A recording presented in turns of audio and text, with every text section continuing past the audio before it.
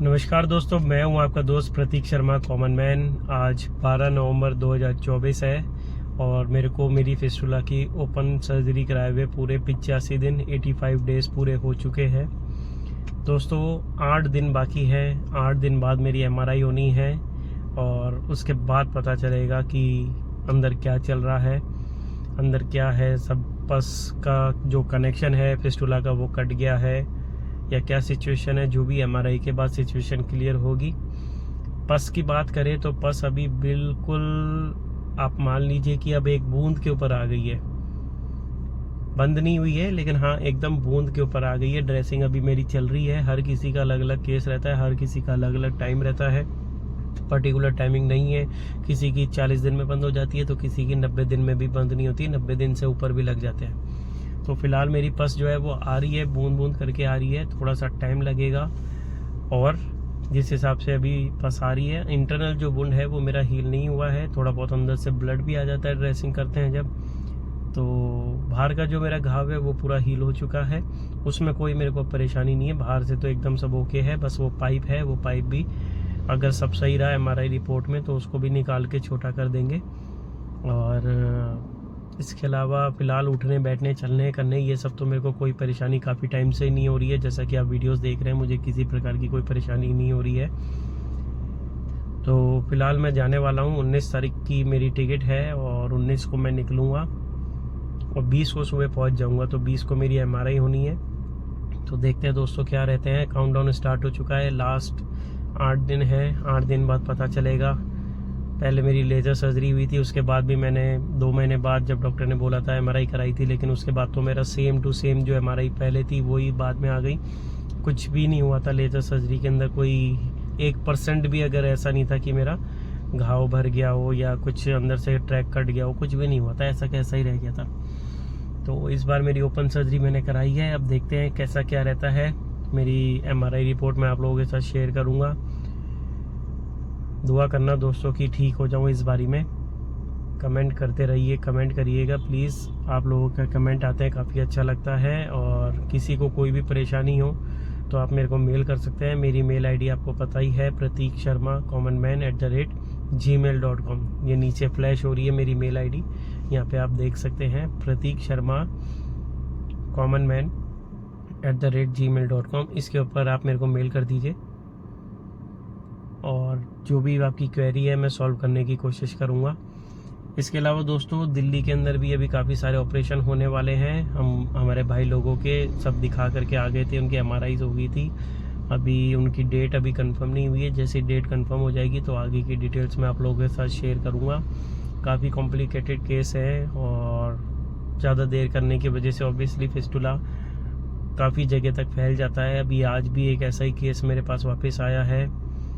तो मैं यही कहूँगा कि टाइम रहते इसका इलाज कराएं। बार बार जो मैं बोलता हूँ टाइम रह के क्यों इलाज कराना चाहिए, इसका मैं अभी थोड़े दिन बाद जब पेशेंट के साथ वीडियो बनाऊँगा तो आप देखना कितनी प्रॉब्लम हो जाती है। ये छोटी सी चीज़ है पस, लेकिन ये कहीं की कहीं चली जाती है तो फिर इन फ्यूचर आपको ये दिक्कत देती आगे चल के दिक्कत देती है। तो इसलिए वक्त रहते इसका ऑपरेशन करा लेना चाहिए दोस्तों, क्योंकि पता नहीं है अंदर कब क्या हो जाए, उसका कोई गारंटी नहीं है। ठीक है नहीं होती है। अब आप बहुत सारे एग्जांपल देंगे, किसी ने 10 साल से ऑपरेशन नहीं कराया, किसी 5 साल से नहीं कराया, लेकिन जब अगर होनी होगी तो ये 1 दिन के अंदर ही, 1 महीने के अंदर ही आपके कहीं से कहीं फैल जाएगी। और ऐसा हो रहा है, ऐसे कई जनों के साथ हो रहा है। तो ऐसे गारंटी नहीं है कि आपके साथ नहीं होगा। तो इसके लिए इसका इलाज कराएं और देखिए थोड़ा सोच समझ के अच्छे से कहाँ से कराना है, नहीं कराना है, ओपन कराना है, लेज़र कराना है, थोड़ा आप देखिए परखिए। मेरा वीडियो बनाने का एक ही उद्देश्य है कि आप लोगों को सही गाइडेंस मिले। अभी एक भाई से मेरी बात हुई थी, उनने पहले ओपन सर्जरी कराई, ओपन सर्जरी सही नहीं हुई तो उन्होंने बोला चलो ठीक है कोई नहीं, लेज़र करा लेते हैं, लेज़र करा ली। ऐसे नहीं होता है। ओपन नहीं हुई तो ठीक है हम वापस लेज़र करा लेते हैं, लेज़र नहीं हुई तो चलो शास्त्र सूत्र करा लेते हैं। ऐसे नहीं होता है दोस्तों, थोड़ा लॉजिक को समझिए। लेज़र सर्जरी हर किसी के लिए नहीं होती है। लेज़र सर्जरी अगर आपको डॉक्टर रिकमेंड कर रहे हैं तो ही कराएं। आप ऐसे ज़बरदस्ती डॉक्टर को ना बोलें कि आप मेरी लेज़र कर दीजिए या मेरी ओपन कर दीजिए। डॉक्टर आपके लिए डॉक्टर को डिसाइड करने दीजिए। लेट्स डॉक्टर डिसाइड कि आपके लिए क्या बेस्ट है। और ओपन कराने के बाद लेज़र कराने का तो कोई तुक बनता ही नहीं है। जब आपका कॉम्प्लिकेटेड केस है, ओपन से ठीक नहीं हो पा रहा है तो लेज़र से तो कहाँ ही हो पाएगा, क्योंकि सक्सेस रेट जो है ओपन सर्जरी की ज़्यादा है एज़ कम्पेयर टू लेज़र। ये मैं नहीं बोलता हूँ, ये जो डेटा है वो बोलता है, अगर आप कंपेयर करेंगे लेज़र सर्जरी और ओपन सर्जरी का, तो ओपन सर्जरी ज़्यादा बेस्ट है। तो अगर आपकी ओपन सर्जरी इन केस अगर फेल भी हो जाती है तो आपको दोबारा ही ओपन सर्जरी के तरफ जाना चाहिए। मैं यही कहूँगा कि दोबारा आपको अपने डॉक्टर पे ट्रस्ट रखना चाहिए। देखिए, हो सकता है आप एमआरआई कराइए, पहले से आपका फिस्टुला कम हो गया हो, थोड़ा सा रह गया हो। बहुत सी बार ऐसा होता है कि एक छोटा सा ट्रैक रह जाता है और उसकी वजह से फिर हम सोचते हैं नहीं, हम कहीं और चले जाते हैं, फिर कुछ करा लेते हैं और ज़्यादा गड़बड़ हो जाती है। तो हो सकता है, देखिए अभी मैंने भी आपके सामने शुरू से वीडियोज़ डाल रहा हूँ, सारी चीज़ें हैं, एमआरआई मेरी होगी, अंदर हो सकता है थोड़ा सा ट्रैक्ट आ जाए, कुछ भी चीज़ आ सकती है। ऐसा कोई वो नहीं है कि मैं भी एक बारी में गारंटेड कोई ठीक हो जाऊंगा। जो है आप लोगों के सामने है, एमआरआई आएगी जो आप लोगों के सामने आएगी, जो चल रहा है आप लोगों के सामने चल रहा है। तो इसके अंदर किसी चीज़ की कोई गारंटी नहीं है, डॉक्टर के भी हाथ बंधे पे हैं। तो आप बात को समझिए, बीमारी ऐसी है, कॉम्प्लिकेटेड है, तो अगर नहीं बनता है, ऐसा कोई दिक्कत आती है, तो दोबारा आपको अपने डॉक्टर पे ट्रस्ट करके, क्योंकि आपने पहली सर्जरी कराई है तो ट्रस्ट करके ही कराई होगी, तो अगर ऐसी कोई दिक्कत आती है तो दोबारा हमें हैंड टू हैंड उसी डॉक्टर से पहले कंपेयर करिए, पहले एमआरआई में और अब की एमआरआई में डिफरेंस कितना आया। ठीक है, पहले से क्योर हो गया, थोड़ा बहुत रह गया, हो सकता है थोड़ा बहुत रह गया हो, कोई दिक्कत आ गई हो, आपने आफ्टर सर्जरी केयर प्रॉपर नहीं करी हो, या प्रॉपर केयर भी करी हो उसके बाद भी कोई दिक्कत आ गई हो, तो बहुत सारी चीज़ें हैं, रह जाता है। अगर रह गया हो तो इनकेस आपको दोबारा हैंड टू हैंड सर्जरी करा के ओपन ही सर्जरी कराएं। ये नहीं कि आप जाएं ठीक है लेज़र करा लेते हैं इस बार, ये कोई वो सट्टा नहीं है कि जाके खेल लेते हैं, जीते तो ठीक है, हार गए तो ठीक है। लाइफ का सवाल है, सारी परेशानी वापस से झेलनी पड़ती है, तो गलत डिसीजन ना ले। आपको जो भी करवाना है, शाह सूत्र करवाना है, ओपन सर्जरी करानी है, लेज़र करानी है, एक प्रॉपर सिस्टम है, प्रॉपर तरीका है, उसको समझिए, किसके लिए क्या बेस्ट है वो समझिए, उसके बाद ही इसको करवाएं। दोस्तों बस यही है मेरा वीडियो बनाने का उद्देश्य, कि आप लोगों को सही सीख समझ में आए। मेरे बाद काफ़ी लोगों ने भी वीडियोस बनाने स्टार्ट कर दिए हैं, मुझे बहुत अच्छा लगता है। वो लोगों ने भी बहुत सारे वीडियोस बना रहे हैं, डिटेल डाल रहे हैं। पहले लोग डालते नहीं थे, शर्माते थे। मैं पहला बंदा हूँ जिसने सारी डिटेल्स डालनी शुरुआत से स्टार्ट करी। उसके बाद काफ़ी लोगों ने हिम्मत करी और मेरी तरफ से उन सबको बेस्ट विशेस है। इससे ज़्यादा से ज़्यादा नॉलेज मिलेगी। हो सकता है कोई इन्फॉर्मेशन मेरे थ्रू रह जाए तो उनके थ्रू आप लोगों को मिल जाए। अलग अलग जगह से सबने ऑपरेशन कराए हैं तो सब अपनी अपनी डिटेल्स डाल रहे हैं, काफ़ी अच्छी बात है, आप डालिए।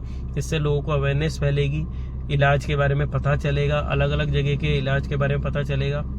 बाकी जो ट्रीटमेंट है वो अभी तक इंडिया में 3 ही अवेलेबल है। मैं बार बार बोलता हूँ, शाहसूत्र इंडिया क्या पूरी दुनिया में 3 ही अवेलेबल है। एक पहला है शाहसूत्र, फिर है लेज़र सर्जरी और फिर है ओपन सर्जरी। आपको कौन सी करानी है वो आपको देखना चाहिए, समझना चाहिए, पूरी बीमारी को अच्छे से समझे, देखिए और उसके बाद डिसीजन लें। ये नहीं कि एक्स वहाँ से सही हुआ है तो मैं भी वहाँ से सही हो जाऊंगा, या वाई वहाँ से सही हुआ है तो मैं वहाँ से सही हो जाऊंगा, अमित वहाँ से सही हुआ है या रमेश वहाँ से सही हुआ है, सुरेश वहाँ से सही हुआ है तो मैं हो जाऊंगा। ये गलती ना करें, ठीक है। आप चीज़ को समझें, परखें। ओपन सर्जरी सबके लिए बेस्ट है। ओपन सर्जरी के अंदर किसी को सोचना नहीं चाहिए, डॉक्टर बेस्ट होना चाहिए। ओपन सर्जरी चाहे सिंपल हो, चाहे कॉम्प्लेक्स हो, चाहे क्रिटिकल हो, कैसा भी केस हो, open surgery last and best option है, ठीक है। रही बात शाहसूत्र और लेज़र, वहाँ आपको सोच समझ के डिसीजन लेना चाहिए। बाकी ओपन सर्जरी में किसी को सोचने की जरूरत नहीं है। ओपन सर्जरी आप अपने डॉक्टर पे आंख बंद करके अगर ट्रस्ट करते हैं तो जाके करा लीजिए, कोई दिक्कत परेशानी की बात नहीं, हो जाएगा। इन केस फिर भी नहीं होता है तो ऊपर वाले को मंजूर यूं मान लीजिए, या हो सकता है कोई छोटा सा ट्रैक रही हो, समझिए उस बात को, लॉजिक समझिए। ऐसे बहुत सारी जगह ऐसे केस हुए हैं, बढ़िया बढ़िया डॉक्टरों से भी ऐसा हो जाता है, रिकरेंस का सीन हो जाता है। अगर आप गए नहीं हो पाया तो वो दोबारा करके हैंड टू हैंड ट्रीट कर देते हैं। दोबारा नहीं, 3-3 बार भी ऐसे मैंने केस देखे हैं जब 3-3 बार भी करना पड़ गया है एक ही डॉक्टर को सर्जरी। तो आप समझिए लॉजिक, अगर ऐसी परेशानी हो रही है तो बैक टू बैक सर्जरीज भी प्लान करनी पड़ सकती है। तो सारा सपोर्ट रखिए, पैसों का सपोर्ट और सारी चीज़ें सोच समझ के अच्छे से डिसीजन लीजिए। ये बीमारी थोड़ी सी एक्सपेंसिव तो है ही, खर्चा करवाती है, प्लस बार बार जो फॉलोअप के लिए आना जाना पड़ता है उसमें भी बहुत खर्चा होता है। तो इसके लिए मैं चाह रहा हूँ कि मैं अलग अलग जगह के डॉक्टर्स के आपके साथ वीडियो शेयर करूँ जो इस फील्ड में एक्सपर्ट है, उसकी वजह से आपको आने जाने की सहूलियत रहे। क्योंकि आने जाना सबसे बड़ा इसके अंदर जो चैलेंज है वो यही है कि आने जाना बहुत भारी पड़ जाता है। फिर बीच में फेस्टिवल्स आ जाते हैं, तत्काल टिकट करनी पड़ती है, कई बार तत्काल में भी टिकट नहीं होती है, तो काफ़ी कंडीशन फेस करनी पड़ जाती है। कोई कैब करके आ रहा है, कोई कैसे आ रहा है, मैं समझ सकता हूँ सबकी सिचुएशन। सब जैसे तैसे करके बेचारे पहुँचते हैं और अपना इलाज कराते हैं। बहुत ही प्रॉब्लम फेस करनी पड़ती है सबको, होटल करने पड़ते हैं, काफ़ी खर्चे हो जाते हैं, साथ में अटेंडेंट भी आता है। तो इसके लिए आप सब सारी चीज़ें प्री प्लान करें, आफ्टर सर्जरी खर्चे को भी संभाल के रखें, कम से कम खर्चा करें और तरीके से अपना बेस्ट ट्रीटमेंट लें। ठीक है दोस्तों, इस वीडियो में इतना ही। 8 दिन रह गए हैं मेरे पास, 8 दिन का काउंटडाउन है। मैं रेगुलर 8 दिन की वीडियोस डालने वाला हूँ आप लोगों के साथ। होप 8 दिन में MRI जाने से पहले मेरी बिल्कुल पस बंद हो जाए, मैं कॉटन लगा के नहीं जाऊँ, क्योंकि MRI में जाते हैं तो वो वैसे ही कॉटन हटवा देते हैं, तो मेरे को हटाने की ज़रूरत ही नहीं पड़े। उम्मीद है कि मेरी ये पस 2-4 दिन के अंदर बंद हो जाए। और MRI की तारीख आ गई है, वापस से MRI होएगी। आप लोगों के साथ मैं वीडियो भी शेयर करूँगा MRI का भी, मेरी पूरी कोशिश रहेगी। और हो सका तो मैं लाइव भी आ सकता हूँ, अगर लाइव आया तो आप लाइव भी मेरी MRI स्कैनिंग देख सकते हैं।